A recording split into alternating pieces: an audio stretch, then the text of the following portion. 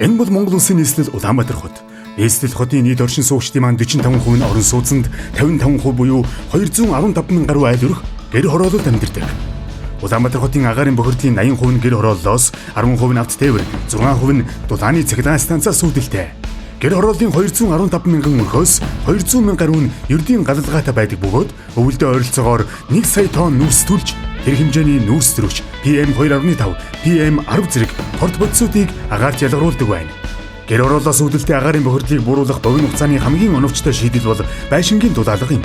Гэр хорооллын байшингуудын 90 гаруй хувь нь тооцоололгүй, зураг төсөлгүй, стандартын бус ахуйн аргаар баригдсан бөгөөд гал түүмэрт өртөмтгий дулаан алдагдал өндөртэй байдаг. Дулаан алдагдлын хэмжээ барилгын хийц хэсгүүдээс хамааран харилцан адилгүй байдаг бөгөөд дээврээр 32%, шалаар 10%, ханаар 35%, цонхоор 10%, харин үлдсэн 13%-ийг хаалга болон бусад хэсгээр алддаг байна. Байшинг дулааснаар галлах давтамж буурч түлш болон цахилгааны зардлыг 60% хүртэл бууруулж чадна. Үүнд дээврийн дулаалгаар 20-40%, хан, шал, цонх, дээвэр зэргийг цогцоор бүтэн дулаалбал 40-с 60% буурдаг байна.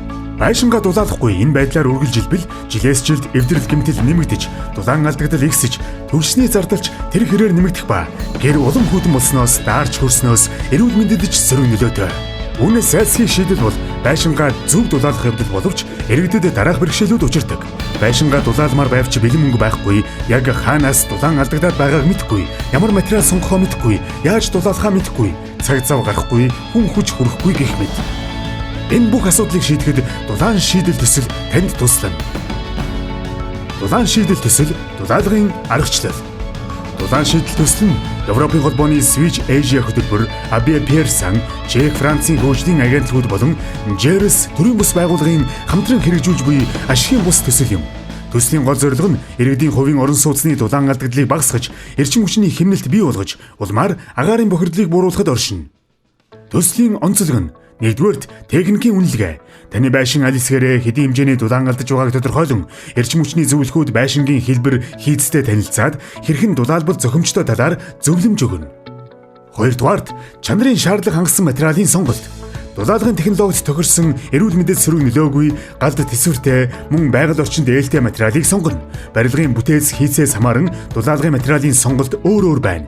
Жишээ нь блокон байшинг эрдэс хөвөн хөөсөнцрөөр, харин модон байшинг эрдэс хөвөнгөөр гэх мэт. Гуравдугаарт байшингийн онцлог тохирсон дулаалгын гүйцэтгэл.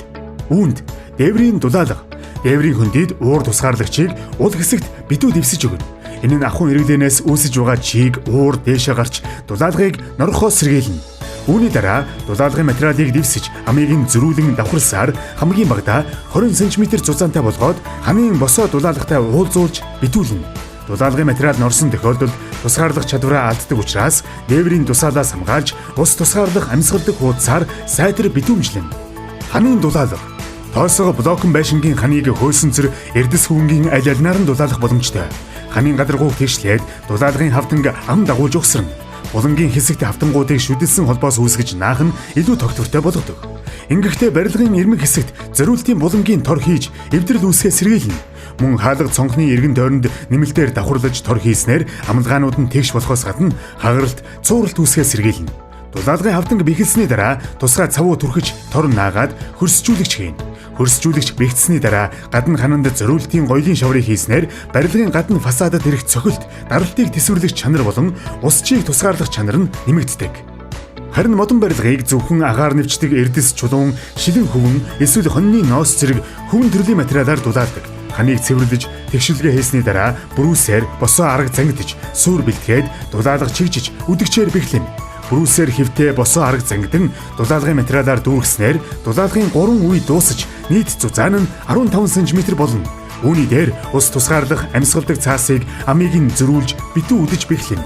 Брүүс дээр гадна фасадны зориулттай өнгөлгөөний хавтанг технологийн дагуу бэхлэнэ. Өнгөлгөө нь цементэн, хуванцар, модон, төмөр хавтан зэрэг байж болно. Суурийн дулаалга. Суурийн бетон хагарсан, бударсан эсвэл гадаргуу нь өөсөвтэй бол нэмж эс цементэн зуурамгаар тэгшлэх хэрэгтэй. Суурийн хаяаг 30 см гүн ухаад ус чигний хамгаалтыг битүү чигдэ түрхэж зөөлөн эрзийн давхарга үүсгэнэ. Дулаалгын хавтан дээр цавууд зурмаг түрхэж суурин дээр наагаад 24 цаг байлгаж хатаасны дараа хатаасаар бэхлэнэ. Суурийн ил гарсан хэсэгт ус чигт тэсвэртэй механик хэмтээс хамгаалах зориулттай өнгөлгөөний материал хийх нь тохиромжтой. Хэрвээ боломжтой бол бетон хаяавч цутгах хэрэгтэй. 4-дүгээрт батал гаажуулалт хийн. Дулаалгын ажлыг бүрэн гүйцэтгэж дууссаны дараа эрчим хүчний аудитор дахин техникийн үнэлгээ хийн. Дулаан алдагдлыг дахин хэмжснээр таны байшингийн дулаан алдагдал өмнөхөөсөө хэр хэмжээгээр буурсныг тооцоолон бодит эрчим хүчний хэмнэлтийг тодорхойлно. Галалж ил байхгүй бол хүүтгийг яаж галлаа дулаан алдагдaltaй тийм байгаад байсан. Тэгээд төслийнхэн ирж үзэж яваад ингээд яваад манайх дулаалж гисэн л одоо их баярлж байна. Энэ үлгэр эрс мэддэгдэг. Надлаа өгдөл маш хүйтэ өгүүлсэн. За ер нь энэ үл ер нь бүтэхгүй юм байна гэсэн бодолтой байж гаад энэ дулаан шийдэл төслийнхэнтэй холбогдож энэ шийдэл ер нь төсөлд хамрагдсанаар өнөө өглөө ер нь маш сайхан дулаахан өгчлөө. Энэ үл ер нь үнэхээр өөрөө өчтэй юм байна. Цонхсон дээрүүл таз дээрээс нь дулаалсан мансаартны дэтлийг гадна талын дулаалсан хундаам бас дулаалсан. Бид нар хундаам дулаална гэдгийг би өөрсдөө амьдралдаа сонсоо.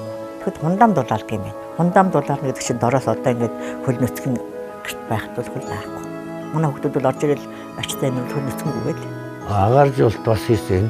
Та санаашаас хараад тэр галзуухаар дэшгээ гардаг. Агааржуулт нь өсөл чухал байдаг юм байна. Чи бас тэрээр алдагдана гэсэн дэр чинь алдагддаг байшингийн дулаалсан үед бол заавал агаар сэлгэж явах хэрэгтэй. Тийм хийх хэрэгтэй байдаг юм. Тэг өглөө нэг түлээл ороо нэг түлж байгаа юм чинь тэгэхээр чинь утаа бол ямар ч байхгүй. Гэртээ ядаж хөшнөх шиг нэг үнс хүмүүс үжигнэл угаар өмөртэй гэдэг тийм байхгүй болчихдээ. Нэг гаднаас орж яана ажилдаа явж за өглөө түлээд гарсан одоо өнөөдөр өстө хамаг юм хөлдөж байгаа болов гэж яах юм байхгүй. Хэл 5 дахьтай шөнө унтсан чуучин чинь шөнө нэг 12 цаг гэдэл хөтрээд ирдэг байсан.